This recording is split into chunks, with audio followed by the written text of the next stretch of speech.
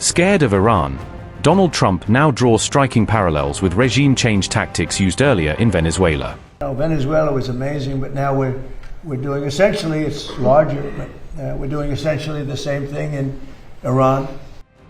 From Nicolas Maduro to Mojtaba Khamenei, Donald Trump appears to admit pushing a Venezuela-style playbook in Iran.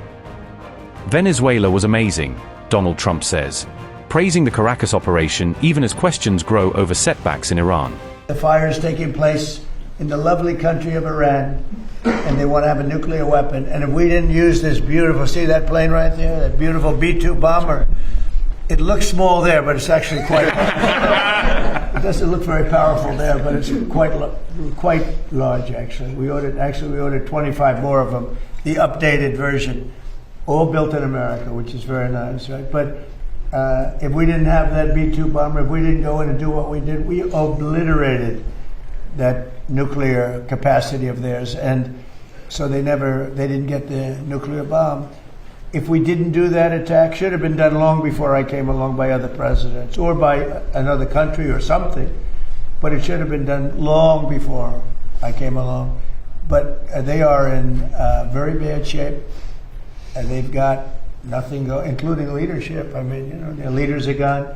Now they have a whole new, their first string leaders are gone, their second string leaders are gone. Now we're dealing with their third string. But we'll see what happens. It's been an amazing period of time between Venezuela and where we're doing great. We're getting along with them great. We're working very closely with them.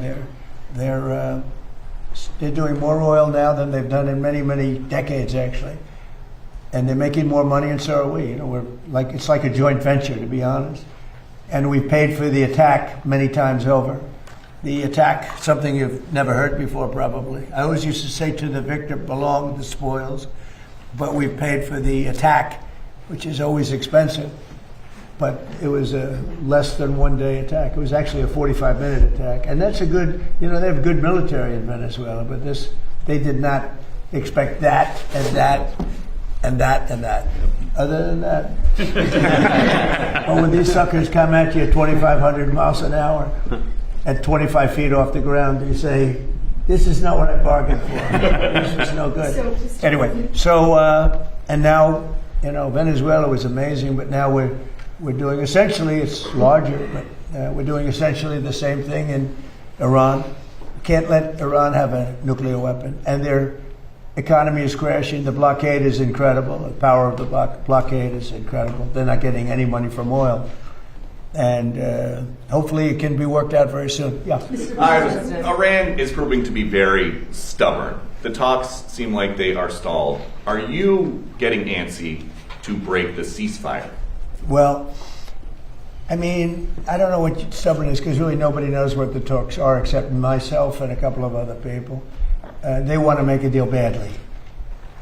We have a problem because nobody knows for sure who the leaders are. It's a little bit of a problem, you know. The leaders have been wiped out along with their military, almost all of their military. I mean, think of it. 159 ships was their total navy.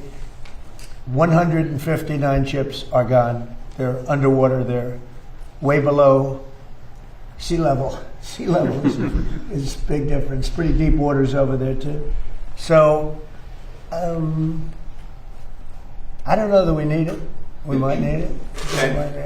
And on Iran, a little while ago, the president of FIFA said that when the World Cup is here in the U.S., the team from Iran will be playing in the games. Well, if Johnny said it, I'm okay. Did Johnny say it? He did. What if they Johnny win? Infantino, that's a piece of work. We have a military like no other. You know, when we attacked Venezuela, their equipment, none of it worked. It was all good equipment, but it was discombobulated. You know what that means? They pressed the buttons and nothing happened. They said, what the hell's going on? They heard that weird buzzing sound from way up high.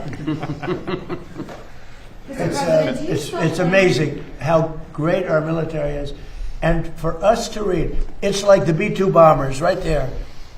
Late at night, 8 months ago, they went into Iranian territory, and Iran was waiting for them. And they were firing at the wrong targets. They were firing at their planes, but they didn't see them. And with no moon, dark at night, they dropped each plane had 2 bombs, 14 bombs. Every one of those 14 bombs went right down an air chute. Think of it. They followed the beam right into the chute.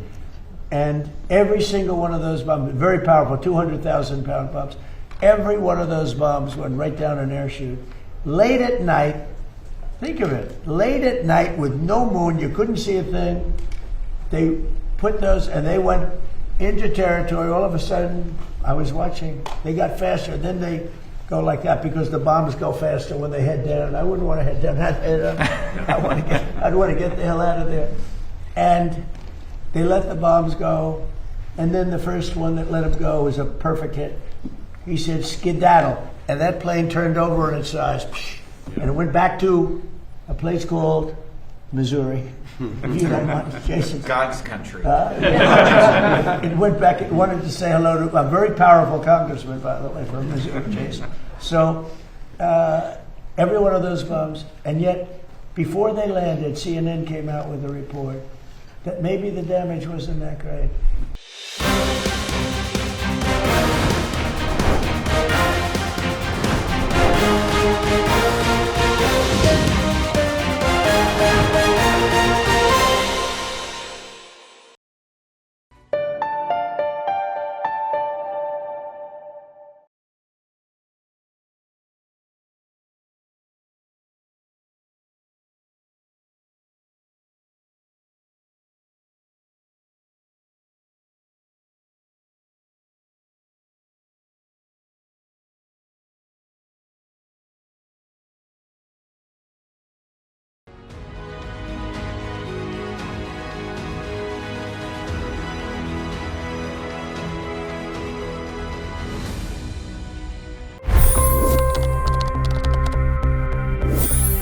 $25 crore गरीब गरीबी को परास्त करके बाहर निकले। For the good of our nation, let's work together and let's truly make America great again. The fastest news breaks. Requested PM saying that we will have to speak to Putin and to Zelensky. The biggest news makers. The relationship with India is probably the most important bilateral relationship the U.S. will have for the rest of this century. The capital delivered quite an election result today. Expert analysis. The million-dollar question today is how to stop this dance of death. Ground reports. I'm standing at the crossroad of the Kumbh Mela. Behind me are more than 100 entry ghats.